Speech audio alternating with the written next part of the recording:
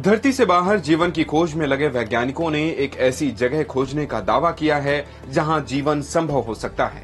इसी कोशिश में नासा ने अपने सबसे बड़े स्पेसक्राफ्ट की मदद से यूरोपा क्लिपर मिशन लॉन्च किया है। 3, 2, 1, ignition and lift off. Lift off for Falcon Heavy with Europa Clipper. Europa clipper आखिर है क्या? यहाँ पर जीवन कैसे संभव है और नासा का ये मिशन कैसे काम करेगा? नासा ने यूरोपा क्लिपर स्पेसक्राफ्ट को पिछले महीने 14 अक्टूबर को फ्लोरिडा के कैनेडी स्पेस सेंटर से लॉन्च किया। इस स्पेसक्राफ्ट को इलॉन मस्क की कंपनी स्पेस एक्स के फैल्कन हैवी रॉकेट की मदद से भेजा गया। अंतरिक्ष में स्टडी के लिए नासा की तरफ से बनाया गया ये अब तक का सबसे बड़ा स्पेसक्राफ्ट है। इस मिशन पर नासा ने करीब 43,000 करोड़ रुपए खर्च किए हैं। अब जानते हैं कि यूरोपा है क्या। यूरोपा जुपिटर यानी बृहस्पति के 95 चंद्रमा में से एक है। ये जुपिटर का चौथा सबसे बड़ा चांद भी है। नासा के मुताबिक इसका टोटल डायमीटर 3,100 किलोमीटर है, जो कि धरती के डायमीटर का 1/4 है। ये मून पृथ्वी से करीब 62.8 करोड़ किलोमीटर की दूरी पर है। यूरोपा मून धरती के चंद्रमा से आकार में थोड़ा ही बड़ा है, लेकिन माना जाता है कि अगर यूरोपा पृथ्वी का चांद होता तो ये अपने चंद्रमा से 5 गुना ज्यादा चमकता।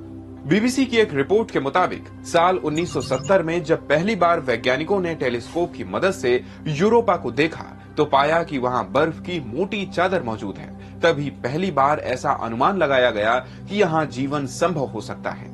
पृथ्वी के अलावा पूरे सोलर सिस्टम में यूरोपा मून ही है जहां रहने लायक स्थिति है। यूरोपा मून पर मौजूद बर्फ की चादर करीब 25 किलोमीटर तक मोटी है और इसके साथ ही यहाँ खारे पानी का समंदर भी मौजूद है। वैज्ञानिकों के मुताबिक यूरोपा के खारे समंदर में धरती के मुकाबले 2 गुना पानी है, लेकिन ये सारा पानी बर्फ की मोटी परत के नीचे है और 3 किलोमीटर से लेकर 30 किलोमीटर तक फैला हो सकता है। इसके अलावा यूरोपा पर जीवन के लिए जरूरी सारे ऑर्गेनिक्स और एनर्जी भी मौजूद है। करीब 4 अरब सालों से यूरोपा पर कंडीशन एक जैसी ही है, जो कि इसके स्टेबल होने का प्रमाण भी है। अब जानते हैं कि नासा का यूरोपा क्लिपर मिशन क्या काम करेगा। नासा के मुताबिक Europa clipper life detection mission नहीं है, बल्कि इसका मकसद ये पता लगाना है कि क्या यूरोपा की सतह के नीचे कोई जगह मौजूद है जहां जीवन संभव है। यूरोपा क्लिपर 6 साल का मिशन होगा और इस दौरान स्पेसक्राफ्ट करीब 3 अरब किलोमीटर की दूरी तय करेगा। ये स्पेसक्राफ्ट 11 अप्रैल 2030 को जुपिटर की ऑर्बिट में प्रवेश करेगा और इस दौरान ये करीब 50 बार यूरोपा मून के चक्कर लगाएगा। ये स्पेसक्राफ्ट यूरोपा मून की जगह जुपिटर की ऑर्बिट में घूमेगा और मिशन में इस्तेमाल होने वाले एक इंस्ट्रूमेंट की मदद से यूरोपा की बर्फीली सतह और झीलों का नक्शा तैयार करेगा।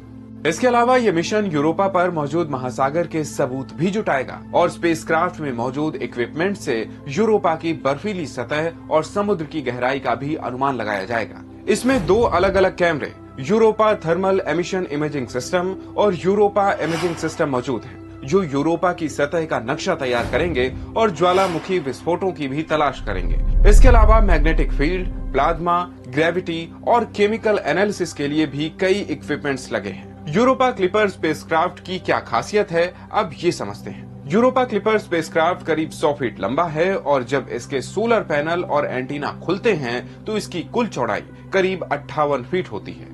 स्पेसक्राफ्ट का एंटीना खुलते ही ये एक बास्केटबॉल कोर्ट के साइज का हो जाता है और इसका कुल वजन करीब 6,000 किलो है। आज स्पॉटलाइट में इतना ही। ऐसे और भी वीडियोस के लिए जुड़े रहें।